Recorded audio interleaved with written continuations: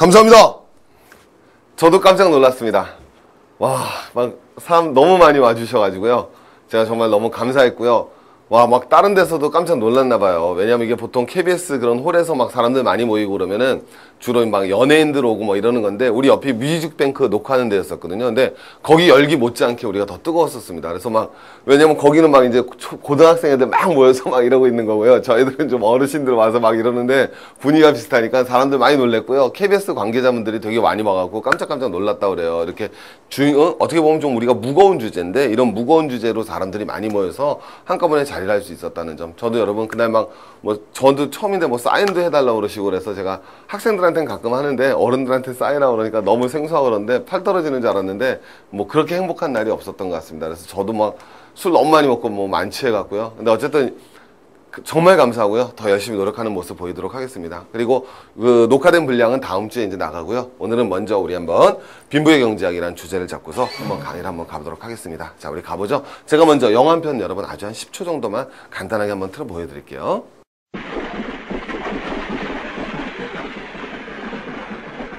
딱 보이지만 탐욕스러운 부르주아의 전형적인 모습이 보여지는 거죠.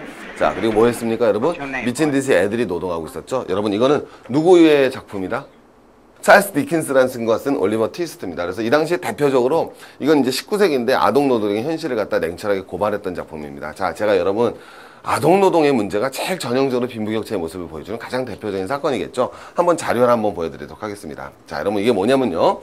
어떤 나라인데요. 어떤 나라의 공장인데 언제냐면 1934년입니다. 그래서 1934년에 이 공장을 한번 찾아가 봤어요. 어디냐면요. 미국입니다. 미국.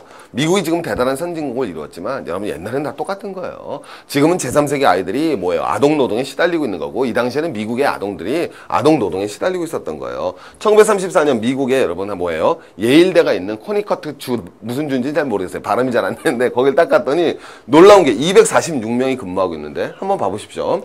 10에서 16세가 166명입니다. 그러니까 대부분의 아이들이 뭐가 돼야 되겠습니까? 여러분 기본적으로 10에서 16세 애들이 이 공장에서 주로 노동을 하는 거죠. 더욱 놀라운 것은 저도 여러분 자료를 보고 깜짝 놀랐어요. 그래서 이게 잘못된 자료가 아닌가 하고 수도 없이 뒤져봤는데 2에서 3세가 2명이라고 합니다.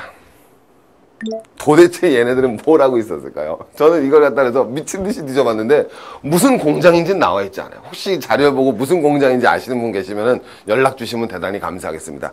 2에서 3세가 지금 성인이시잖아요. 근데 놀고 계시잖아요. 그죠? 근데 이거 얼마나 훌륭한 아이예요. 그죠? 성인들도 놀면도 불구하고 2에서 3세가 이렇게 활발한 노동을. 이게 여러분 미국의 현실이었어요. 그러니까 여러분 제가 예전에 표 보여드린 적이 있는데 1930년대가 미국에서 빈부격차가 제일 심했었을 때입니다. 가장 빈부격차가 심했었을 때. 지금이 이제 거의 그 수준까지 쫓아갔는데 엄청난 빈부격차의 시대 2에서 3세의 노동 아이들이 노동을 하던 시절이죠. 오케이? 자, 어떻게 이런 문제가 발생했는지 한번 가봅니다. 그러면 이런 문제를 갖다 극복했던 건 결국 무엇인가? 이게 바로 여러분 뭐가 돼야 됐습니까? 뉴딜 정책의 실체라는 거죠. 자, 우리 뉴딜하면 우리가 뭐라고 생각하느냐면 후보 때만 생각하는 거죠. 그래서 뉴딜하니까 여러분 무슨 강에다 테네시 강에다가 여러분 루즈벨트가 딱 뭐 했어요, 여러분? 야, 댐 쌓아갖고 댐 쌓아갖고 뭐 월급 줘갖고 돈 줬더니 돈 갖고 막 물건 써갖고 막 뭐 경제가 다시 붕했다 이렇게 생각하고 있는데 실제로 후보 때는 사실은 여러분 상승에 불과하고 뉴딜의 진정한 정책의 의미를 가보셔야죠. 왜? 자, 여러분 어쨌든 뭐가 터졌습니까? 공황이 터졌거든요. 자, 근데 미국은 여러분 대통령 선거를 하죠. 대통령 선거하면 기본적으로 미국은 항상 정당이 2개가 있었잖아요. 원래는 3개 있던 시절도 있었는데 2당이 나옵니다. 하나는 무슨 당이 나오고 민주당이 나오고 하나는 무슨 당이 나와요? 공화당이 나오죠.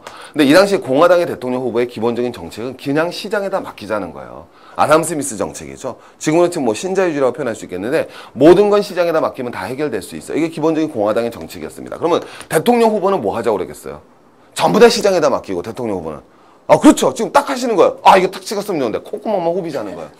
괜찮습니다. 이거 안 보여줬는데 방송 안 나갔습니다. 콧구멍만 후보. 그래서 여러분 공화당 후보는 콧구멍만 후보예요. 반면에 민주당 후보는 여러분 바로 뭐가 되느냐? 거꾸로 되는 거죠. 콧구멍만 후보서는 안 된다. 우리가 적극적으로 뭐 하자? 벨트를 루즈하게 풀어서라도 도와주자. 그래서 벨트를 루즈하게 풀자. 그래서 루즈벨트예요. 다른 뜻이 있는 거 아무것도 아니에요. 바로 뭐가 된다. 그래서 루즈벨트랑 콧구멍 후보랑 붙은 거예요. 근데 콧구멍 후보를 이기고 벨트 풀어가 이긴 거죠. 주로 민주당 후보들은 바람을 많이 피거든요. 여러분 다 아시겠지만 우리 자 마릴린 먼로랑 바람 핀 아저씨 케네디 또 집무실 안에서 여러분 또 이야, 엄청난 친구 클린턴. 이 자식은 더 웃긴 거야. 벨트를 풀어버렸어요. 벨트를 풀어버렸어요. 그래서 벨트를 풀어버리고 적극적으로 도와주자. 이게 여러분 루즈벨트의 정책입니다. 근데 루즈벨트가 집권하고 당선하자마자 여러분 찾아간 사람이 여러분이 다 아시는 그 유명한 바로 누가 되겠습니까? 바로 누가 된다. 바로 뭐가 되겠습니까? 또 이거 읽으실 때 또 키네즈라고 읽지 마시고요. 쪽팔리게. 자, 국민 영어가 중요하다니까요. 바로 누가 된다? 케인즈를 찾아간 거죠. 그래서 루즈벨트가 물어본 거예요. What can I solve this economic crisis? 저 영어 실력 놀랍죠? 다시 한번 천천히 말씀드리면 What can I solve this economic crisis? 그랬더니 케인즈 said to 영어로 해드릴게요. 오늘 수업은 완전히 잉글리시예요. 저는요 오렌지 정책에 적극적으로 찬성하는 사람이에요. 뭐든지 어렸을 때부터 영어를 잘해야 돼요. 루즈벨트 said to 케인즈 What can I solve this economic crisis? 케인즈 said to don't worry. Oh, really? Yes. Why? I can solve this economic crisis.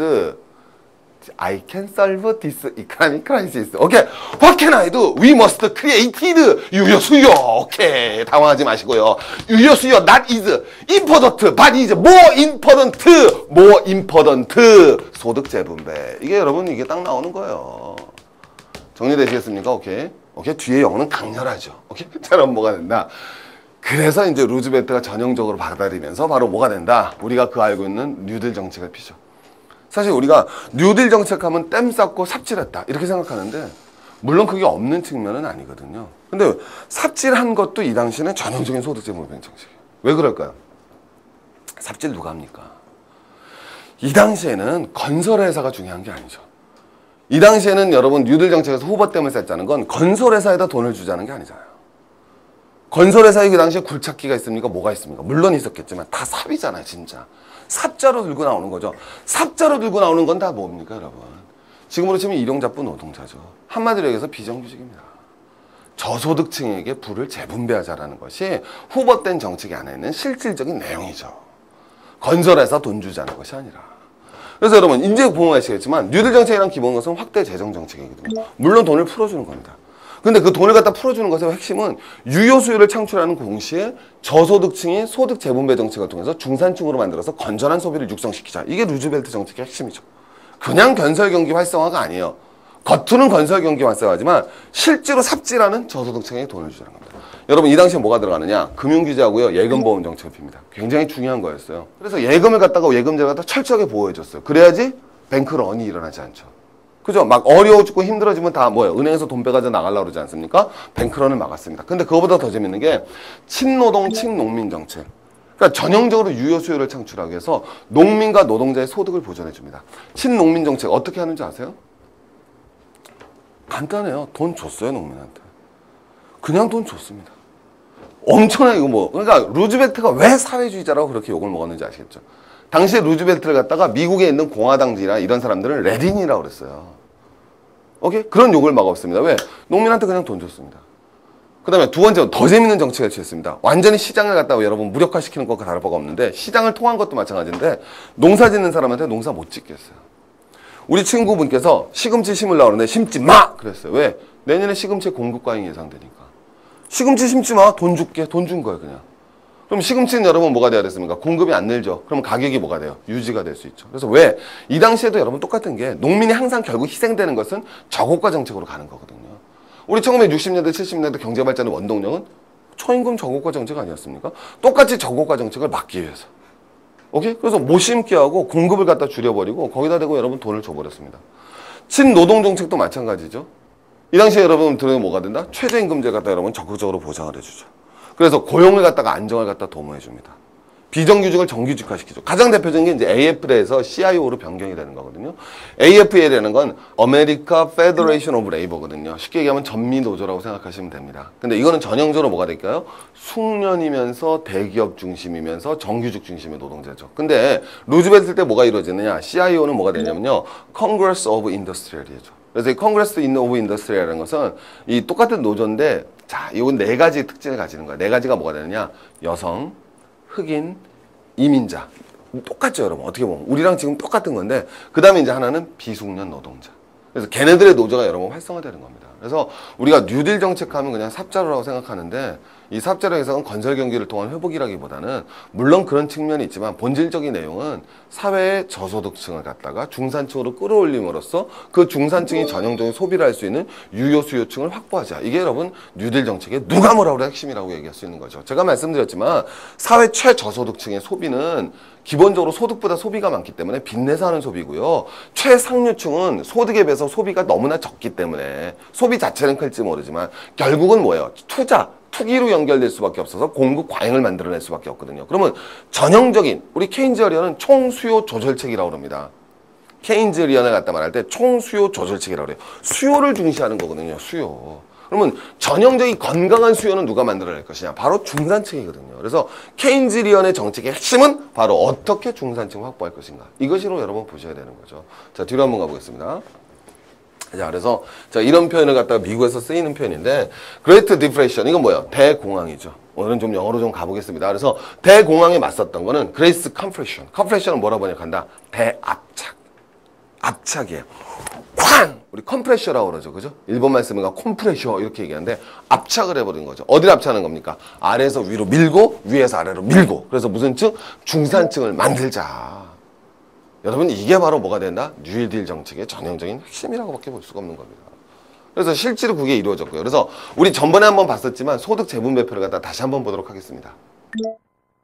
그래서 이게 어떤 정도냐면 참 희한하죠. 대공황 터지면서 빈부격차가 뭐가 되겠습니까? 기본적으로 뭐예요? 완화되어 가는 국면으로 가는 겁니다. 그러면서 공황이 해소되고 빈부격차가 완화되었을 때는 경제가 굉장히 좋죠. 그래서 전번에도 말씀드렸지만 미국의 대번영기를 이때 가져오게 되고 다시 빈부격차가 심화되면서 현재까지 왔다. 금방 보여줄 수 있는 거죠. 이건 한번 말로 한번 가보겠습니다. 자, 뒤로 가보시면요. 자, 우리 제가 아까 말씀드렸죠. 코코모 후보 아저씨. 이 아저씨가 뭐라 그러냐? 모든 가정의 솥에 닷을. 항상 여러분 말은 저렇게 하는 거예요. 근데 모든 가정의 솥에 닭을 갖다 하더니 결국 솥에다 빵꿀 내버린 거죠. 그래서 모든 솥이 줄줄줄 새버린 거예요. 그래서 빈부격차가 더 심화되고 루즈벨트가 나오면서 변화가 일어났던 거죠. 저는 뭐 루즈벨트의 뉴딜 정책을 어떻게 평가할 것인가 그거는 하지만 어쨌든 뉴딜의 핵심은 바로 그거였었다. 과연 공황을 극복했느냐 못했느냐 모르겠지만 공황 극복의 단초를 마련해 준 건 최소한 사실이거든요.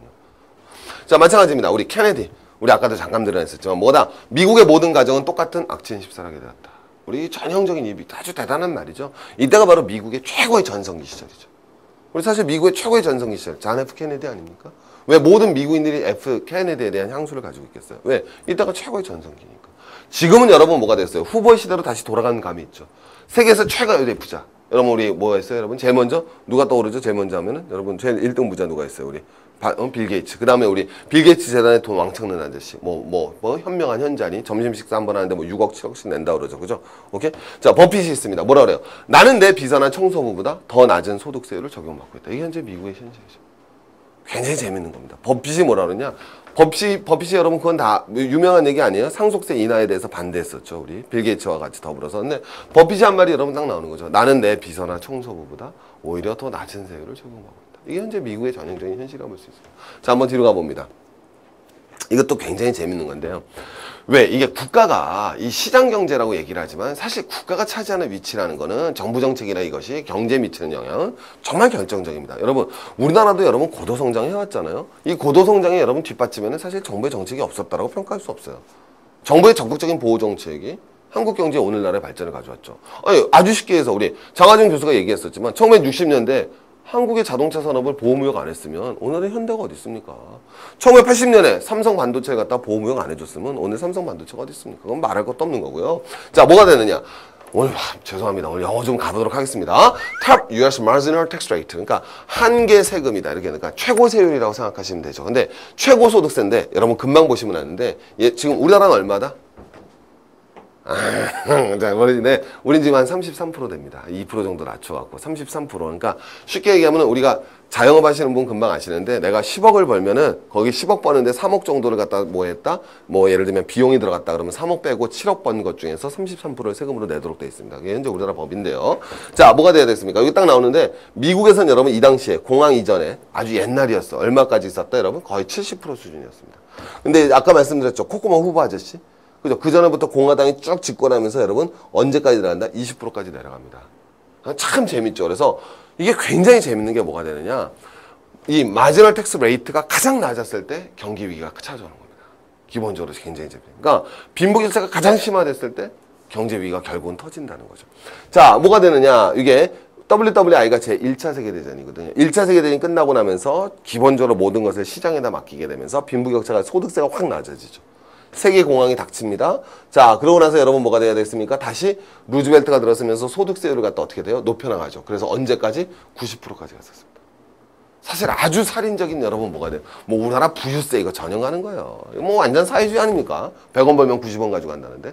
원래 우리 뒤에 배우겠지만 100원 벌면 90원 가져간다. 우리 전형적으로 뒤에 또 공부해보지만 공급측 경제학에 래퍼라는 사람이 있어요. 래퍼라는 친구가 뭐라고 주장했냐? 이거 완전 사이비 귀염둥이 친구인데 소득세율이 너무 높을 때에는 사람들이 열심히 일하지 않는다는 거죠. 그래서 소득세율을 낮춰줘야지 사람들이 더 열심히 일해서 세금도 더 많아질 거야. 이게 신자유주의 경제학의 대표적인 이론인데 이때 미국 잘 나갔어요. 소득세율 90%에도. 문제 없었습니다. 우리 문제 낼 것 같아요? 소득세율 90%에도 그거 내는 사람 몇 명 안 돼요. 대부분 시청자 여러분 대부분 상관없으세요. 걱정하지 마세요. 90%의 시대였던 거죠. 자, 그러다 여러분 딱 들어가다가 이제 떨어집니다. 한 70%. 저는 개인적으로 막 이 정도면 적당하다고 생각하는데 로널드 레이건이 나오죠. 그래서 레이건이 나오면서 다시 한번 팍 떨어뜨린 거죠. 그래서 30% 이하까지 내려간 거예요. 그래서 지금 여러분 쭉 내려왔었던 거죠.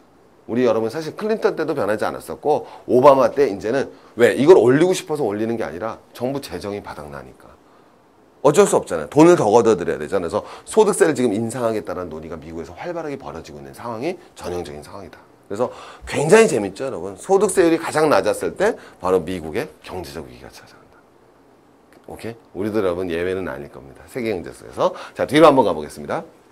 그러면 이제 미국의 빈부격차를 봤으니까 우리나라 빈부격차를 바라보자는 거죠. 빈부격차를 여러분 측정할 때 가장 많이 쓰이는 개수가 지니계수라는 게 쓰입니다. 이 지니계수가 나오는 거는요. 자, 여러분 제가 뭘 계획하고 있냐면요. 지금부터 우리가 쭉 여기까지는 기본적으로 어떻게 되냐면 굉장히 좀 시사성 있는 걸 다루었고요. 그 다음에는 우리가 나중에는 한 다음 한 세에서 3주 정도 뒤에서부터는 아주 경제 원론적인 걸 갖고 그걸 갖다 중심으로 해서 한번 풀어보려고 합니다. 그래서 경제 원론이라는 게 어렵지 않다는 걸 보여드리려고 하는데 이제 그때 이제 지니계수에 대해서 자세하게 어떻게 도출되는지 보여드리고요. 그냥 지니계수 그러면은 그냥 이게 크면 클수록 빈부격차가 심하고 낮으면 낮을수록 빈부격차가 완화됐다 이렇게 생각하시면 됩니다. 그래서 0 그러면 빈부격차가 굉장히 완화된 거고요. 1 하면 빈부격차가 끝장났다 이렇게 생각하시면 됩니다. 그래서 0이라는 건 모든 사람들이 다 완전히 평등하다 이렇게 생각하시면 됩니다. 자, 모든 사람이 다 똑같이 돈을 벌었다. 지니계수는 빵이 되는 겁니다. 불평등이 이빠이 심하다. 그럼 얼마가 된다? 지니계수는 1이 되죠. 이건 완전 불평등수입니다. 그래서 일반적인 기준이 0.4예요. 그래서 0.4가 넘으면 빈부격차가 좀 심하다. 0.4 이하면 빈부격차가 완화됐다. 이렇게 얘기합니다. 우리 세계적으로 여러분 빈부격차가 완화된 국가 어디 얘기합니까? 스칸디나비아 3국 얘기하죠. 스웨덴이나 노르웨이나 핀란드. 걔네가 어느 정도 하느냐? 2.8 정도 칩니다. 2.8 정도. 그 다음에 이것도 굉장히 재밌는 게 과세 전 지니계수하고 과세 후 지니계수만 보면요. 그 나라 정부 역할이 확 드러납니다. 자, 무슨 소리입니까? 과세 전 지니계수는 소득이 있을 때 지니계수. 과세 후는 자, 한번 물어보겠습니다. 자, 우리 선생님 한번 자, 과세 후 지니계수가 큰 게 정상인가요? 과세 전 지니계수가 큰 게 정상인가요? 과세 후 지니계수, 과세 전 지니계수 어느 게 정상인가요? 그렇죠. 정확히 맞죠. 왜? 세금을 매기고 나면은 빈부격차는 심화돼요, 완화돼요? 완화되죠. 자, 지니계수는 빈부격차가 완화되면 완화될수록 큰 수다, 작은 수다. 작은 수거든요. 그러니까 이렇게 보시면 돼요. 0.3이었는데 0.2가 됐다. 그러면은 세금을 매기기 전에는 지니계수가 0.3이었다. 근데 세금을 매기고 나니까 지니계수가 얼마 되더라? 0.2가 되더라. 근데 스웨덴이나 핀란드나 이런 나라가 보통 2.8에서 요거 매기고 나면 2.3 돼요. 이해 가시죠? 그래서 정부가 굉장히 큰 소득 재분배 역할을 취하고 있는 겁니다. 근데 어쨌든 핀란드 아까 제가 말씀드렸지만 기준이 얼마? 0.4면 빈부격차가 굉장히 심한 나라라고 그랬죠. 근데 이런 나라는 0.3 이하죠. 그러니까 빈부격차가 굉장히 완화됐다는 걸 볼 수 있습니다. 굉장히 완화된 거. 그럼 우리나라는 어땠느냐? 여러분 우리나라도요. 빈부격차가 굉장히 완화된 시절이 있었습니다. 여러분 우리나라가 산업화 이후에 빈부격차가 제일 완화됐을 때가 언제였을 것 같아요? 우리 한번 맞춰봅니다. 언제였을 것 같아요? 우리 전문가 여러분. 금방 나오는데? 그렇죠. IMF 직전이에요. 그때 우리나라 지지계수가 0.28까지 내려갔었습니다. 굉장히 내려갔었죠. 0.28까지. 근데 이제 IMF 터지면서 쭉 올라갔던 거예요. 그러니까 지니계수만 보면 되는 거예요. 우리 미국 지니계수가 얼마다? 0.4입니다. 빈부격차가 굉장히 사실 나름대로 심한 거죠. 중국 지니계수가 발표 못합니다. 공식적인 통계가 안 나올 정도로 중국은 이미 진 빈부격차가 거의 0.5에 나간다고 할 정도로 0.5면 이미 끝난 거거든요. 빈부격차가 너무 심해져서 굉장히 심한 이걸 넘어가는 겁니다. 그래서 요 진위계수만 바라보면 금방 나오는 거죠. 그래서 어떤 나라를 딱 봤을 때 두 개만 보면 되는 거예요. 하나 뭐 보면 되느냐, 그 나라 1인당 GDP하고 진위계수 딱 보면 끝나는 거죠. 왜? 1인당 GDP 보면 그 나라가 얼마나 잘 사는지를 알 수 있죠. 가장 기본적으로는 진위계수 딱 보면 그 나라가 빈부격차가 어떤지 알 수 있죠. 그래서 제일 대표적인 게 우리가 이제 항상 제가 모범 국가라고 얘기할 수 있는 게 뭐 스위스 같은 경우가 그런 거예요. 왜? 1인당 GDP 하면 65,000불 나오거든요. 그러니까 굉장히 잘 살죠. 진위계수는 0.28. 아, 그러면 이 나라는 뭐하다? 굉장히 평등하면서 다 잘 사네. 이렇게 나오는 거죠. 미국 같은 경우는 1인당 GDP는 4만 불 나오지만 진위계수 같은 경우는 0.4 나오거든요. 그럼 뭐라고 볼 수 있어요? 잘 살지만 빈부격차가 심하군. 이렇게 보는 거죠. 일본 같은 경우도 여러분 진위계수가 높은 나라는 아니었습니다. 지금 최근에 급속도로 높아지는 거지. 근데 이제 예를 들면 뭐 국민소득은 갖다 뭐 800불인데 진위계수는 뭐 0.6이다. 그럼 이건 뭐 나라도 아니다. 이렇게 생각하시면 됩니다. 알겠죠? 뭐 이건 뭐 별나라 혹성이다. 이렇게 생각하시면 되는 거고, 우리나라는 여러분 어떤 정도다? 우리나라는 여러분 국민소득 한 15,000불 나오죠. 근데 진위계수가 여러분 한 0.5 정도.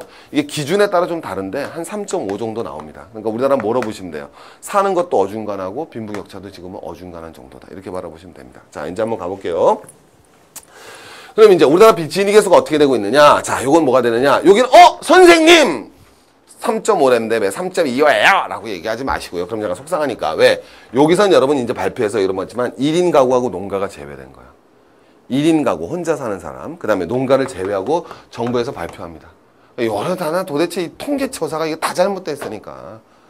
우리 실제로 느끼는 걸 뭐 반영을 못 하는데, 어쨌든 뭐 통계는 이렇게 돼 있으니까 뭐 할 말은 없죠. 그래서 최근에 진위계수가 여러분 뭐 한다? 급속히 상승하고 있다는 거. 여러분 뭐 말할 것도 없죠. 특히 우리나라는 무슨 진위계수가 위험하냐면요.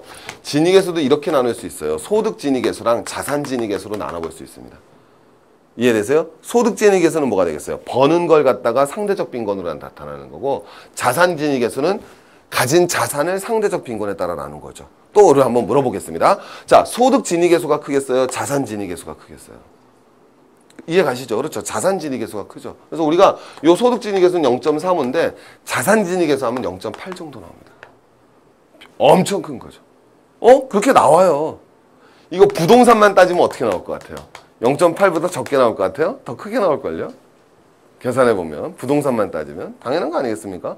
그래서 우리나라는 굉장히 재밌는 나라가 소득 진위계수는 비교적 괜찮은데 자산 진위계수 차이가 큰 나라입니다. 우리가 한국을 갖다 조사해보면 되게 재밌는 게 소득 진위계수는 뭐 한다? 괜찮아요, 나름대로. 근데 자산 진위계수가 다른 나라에 비해서 굉장히 큰 나라입니다. 그건 금방 느끼시죠? 다르게 표현하면 버는 건 다 비슷한데 가진 재산의 차이는 큰 나라죠.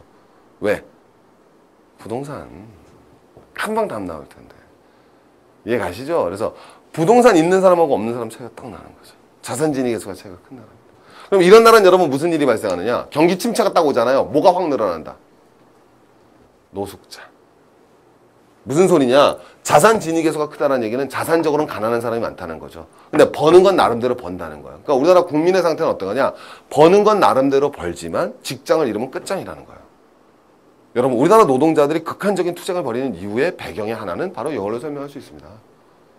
쌍용자동차 여러분 지금 노조원들 데모하시죠? 그분들 여러분 다 인터뷰해보세요. 결론 하나죠. 이 직장을 잃으면 끝이다.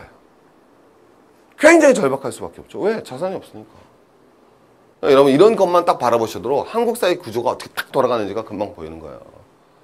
정리되시겠죠? 그래서 왜 부동산 문제가 또 나중엔 또 다른 문제가 나는가? 부동산만이 아니라 자산 버블이라는 것이 어떻게 소득 재분배에 악영향을 미치는 것인가?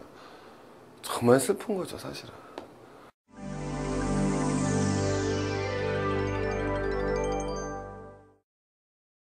자, 여러분 어쨌든 자, 그래서 이제 또 뭐가 되느냐? 상대적 빈곤율이라 나오는데 이것도 이제 재밌는 게, 여러분 경제학에서 어떤 용어가 나왔을 때 절대 어렵게 생각하지 마십시오. 하나하나 하시면 되고요. 제가 다 해드릴게요. 중위소득이라는 거는 가난한 사람부터 잘 사람까지 쭉 쌓였을 때 가운데 있는 사람이에요.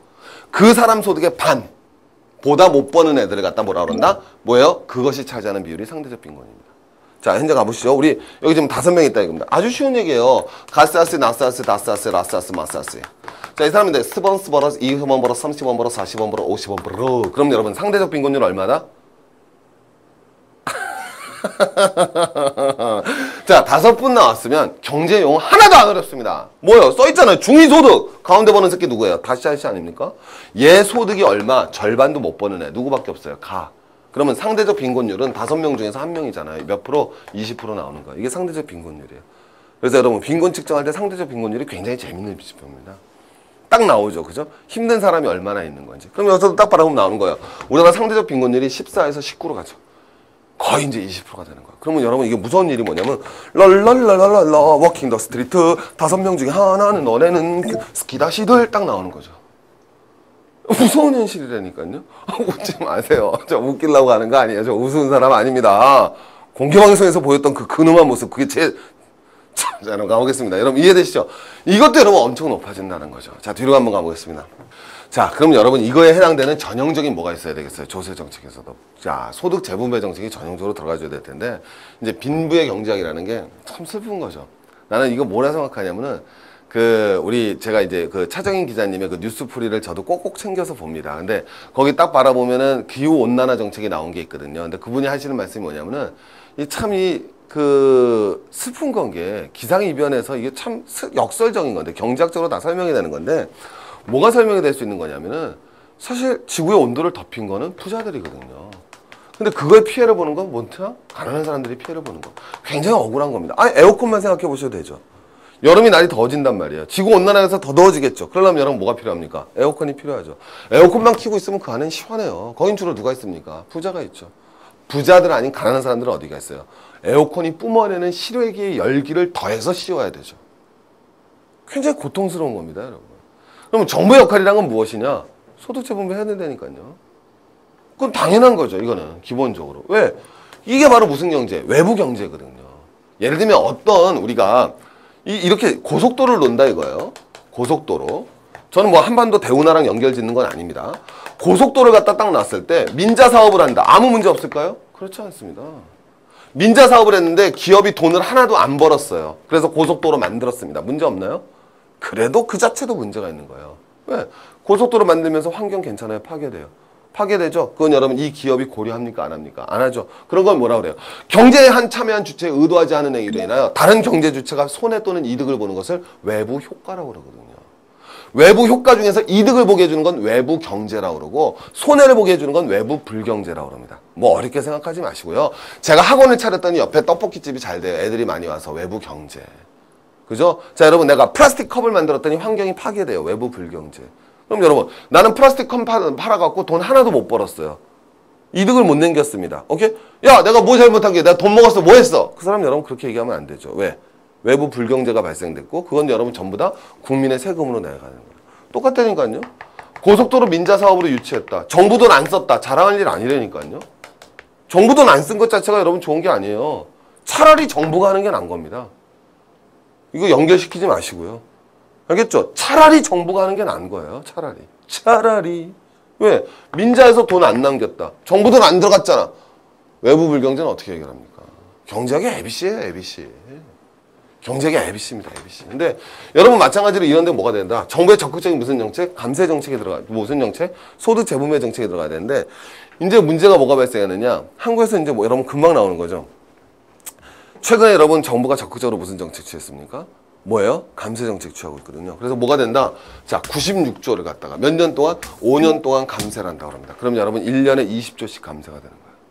우리나라 예산이 200조가 좀 넘습니다. 250조쯤 되는데 거기 20조를 안 걷어야 되는 거예요. 그러니까 여러분 쉽게 얘기하면 몇 프로를 안 걷는 거예요? 10%를 안 걷는 겁니다. 엄청난 감세 정책이 이루어지는 거예요. 이게 전형적인 이게 바로 누구다? 여러분 신자유주의 경제학자들의 여러분 정책이거든요. 제가 여러분 다음 주 시간에는 한번 이 본래 내가 곧 제가 말씀드렸죠. 신자유주의 경제학이 어떤 건지 제가 한번 시원하게 한번 속세를 확 보여드릴 텐데 이 전형적인 신자유주의 경제에서 뭐가 이루어진다? 감세 정책이 이루어지거든요. 근데 이 감세 정책이라는 거는 사실은 굉장히 위험할 수가 있는 정책이에요. 왜? 우리 아주 쉽게 얘기하면 감세 정책의 문제점 크게 두 가지. 뭐라고 볼 수 있겠습니까? 뭐가 어려워요? 자, 정부가 돈을 갖다 좀만 걷어서 왕창 쓰는 거니까 정부 재정이 건전해져요, 불건전해져요? 불건전해지죠. 정부의 재정이 뭐예요? 위험해지는 거예요. 그러면 결국 그 빚은 누가 떠안을 수 있어요? 우리 후손이 떴죠.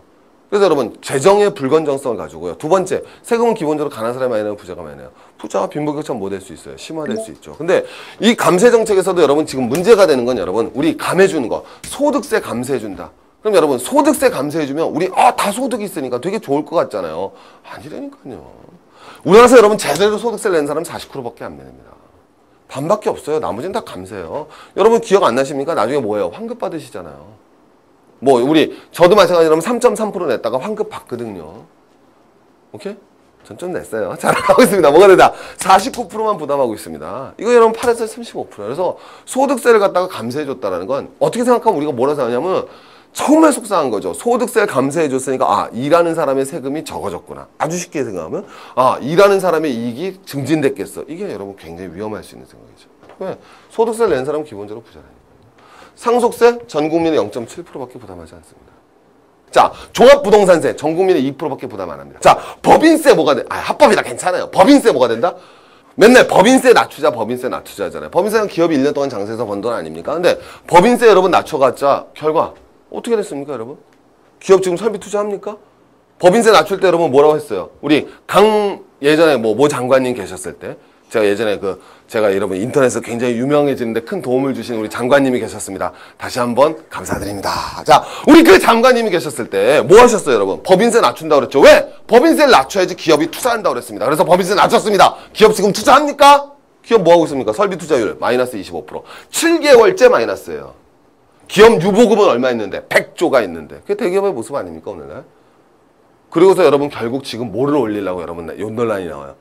왜? 정부가 감세했는데 지금 재정 지출 조금 했어요? 엄청 했어요? 엄청 해야 되죠. 그래서 국채 100조 찍는다고 그러지 않습니까? 그럼 여러분 세금은 조금 걷어서 더 왕창 풀어야 돼요. 그게 언제까지 가능합니까? 그럼 이제 세금을 더 걷어고 싶죠. 그래서 무슨 얘기가 솔솔 나옵니까?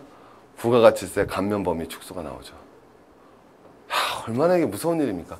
부가세를 올리겠다는 얘기가 안 나와서 감사할지는 모르지만 일단은 부가세 감면 범위 축소. 부가세라는 건 결국 누가 내는 거예요?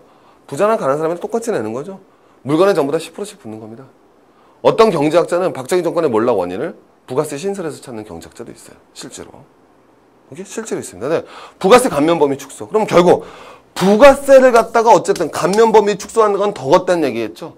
부가세를 더 걷어서 이 세금을 줄이겠다는 결론이 나올 수가 있는 거죠. 끔찍한 얘기죠, 여러분. 가난한테 세금을 걷어서 부자한테 주겠다는 얘기가 다를 바가 없어질 수 있다는 거죠. 그럼 이래갖고는 여러분 전형적인 경기 활성화가 굉장히 어렵지 않겠는가. 이렇게 바라볼 수 있다는 거예요. 금방 이해하시죠? 왜? 세금이라는 건 기본적으로 빈부격차를 하는데 완화시키는데 사용되는 거 아니겠습니까? 근데 이거는 여러분 세금이라는 건 이건 무슨 세예요? 직접세. 이거 무슨 세? 간접세죠. 직접세 비중이 높은 나라가 건전한 나라 아닙니까? 자, 그래서 마지막으로 여러분 가보면요. 자, 오늘 우리 오늘 한번 빈부경제학이라는 거 아무래도 좀 민감한 주제를 한번 가봤었는데요. 뒤로 한번 가보겠습니다. 그래서 이 지금 가난 구제는 누가 해야 된다? 정부가 해야 되고요. 정부가 일자리 창출해야 됩니다. 경제 살려야죠, 정부가. 지금 우리나라 정부 목표 뭐예요? 정부 경제 살리는 거 아닙니까? 이거 한번 딱 보시면 금방 나오는 거예요. 이거는 취업 유발 개수라는 거는 돈을 10억을 집어넣으면 몇 명이 더 고용 창출이 되냐는 거예요. 건설업 중요하죠. 하지만 서비스업이나 교육복지가요. 제가 여러분 복지를 얘기하는 이유는 딴 게 아닙니다. 중산층을 늘리고 복지를 늘리자는 거는 사회 정의 차원의 문제이기도 하지만 제가 여러분 그걸 떠들자는 것이 아니라 경제학적으로도 얼마나 중요한 거가 보여지는 거죠. 그래서 여러분 뒤에 저는 우리가 꿈꾸는 나라가 어떤 나라예요? 저는 한번 우리가 그런 나라가 됐으면 좋겠습니다. 1인당 GDP 딱 나오면은 1인당 GDP 5만 불. 얼마나 여러분 가슴이 설렙니까? 근데 이것만 되는 것이 아니라 뭐가 된다? 진위 계수 딱 나왔을 때 얼마 돼요? 2.5. 과세 전. 과세 후 진위 계수 딱 했더니 과세 후 진위 계수 2.0. 이게 정말 아름다운 나라 아니겠습니까? 물론 이러면 안 되고요. 0.25, 흥분했어요. 아주 아름다워. 진위 계수는 이런 나라. 그래서 여러분 다 이러고 나서 옆에다 딱 리퍼블릭 오브 코리아, 대한민국이라는 자랑스러운 이름을 갖다 여러분 한번 세워놓고 있는 것이 우리 사는 목표 아니겠습니까, 여러분? 그죠? 이게 여러분 진짜 좋은 나라죠. 모든 사람이 아파서 돈 걱정 안 하고, 그죠? 모든 사람이 열심히 일할 수 있고 노동에 따라 대가를 받는 거, 이게 얼마나 아름다운 나라일까. 그래서 우리 뒤에 이번에 이명박 대통령이 여러분 뭐가 됐습니까? 우리 미국에 갔는데 미국의 대통령 이름 뭐죠? 오바마가 저 오늘 왜 이렇게 착삭되지? 큰일 났습니다. 오바마가 여러분 우리 대통령한테 책을 2권을 줬다고 합니다. 그래서 책을 2권을 줬는데 그 책이 전부 다 루즈벨트에 관련된 책이에요. 그래서 오늘 제가 루즈벨트를 잡아본 겁니다. 그래서 이명박 대통령이 루즈벨트 책을 받았는데 루즈벨트가 여러분 뭐가 된다? 대통령 수락 연설에서 이렇게 얘기를 했대요. 정부의 정치 철학에서 소외된 전 국민은 자, 멋있잖아요. 정부의 정치 철학에서 소외된 전 국민은 분배가 더 공정하고 질서 있게 이루어지기를 원하고 있습니다. 이게 루즈벨트 대통령 수락 연설. 자, 여러분 여기까지 정리하면서 오늘 여러분 또 감사합니다. 다음 주에 더 재밌는 주제로 만나뵙도록 하겠습니다. 감사합니다.